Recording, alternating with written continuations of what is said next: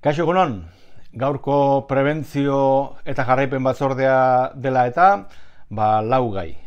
Bat, baratzeak, bi, azoka, hiru, gizarte zerbitzuak eta lau, obra txikiak.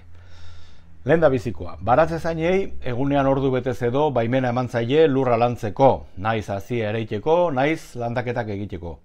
Orain arte, kanpoan saltzeko ekoizten zutenek bakarrik zuten baimena, baina orain, etxean jateko baratzea dutenek ere ekin dizaiokete.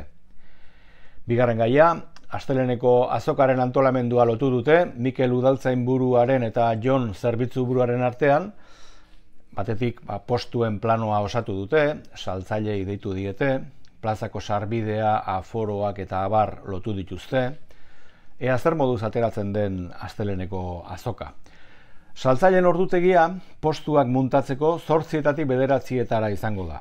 Azoka irekita 9-etatik 12-erdietara egongo da. Hirugarren gaia, gizarte zerbitzuetako lasiak esan du, gerontologikoan langile guztiei COVID-19aren testak egin dizkietela eta orain egoiliarrei egiten hasiko direla. Etxeko laguntzetan aldaketarik ez da, familiaren batek izan du aldi baterako laguntzaren beharra, besterik ez. Eta azkenik, laugarren gaia, Miren udal arkitektuak komunikatu digu, obra txikiak kezka iturri izaten ari direla. Izan ere, herritar batzuek etxean obra txikiren bat egin nahi dute eta oraingoz ezin dute egin, debekatua dute. Nola eta etxea, eraikin osoa, hutsik ez dagoen. Eta neurri hori ulertzea kosta egiten zaie batzuei.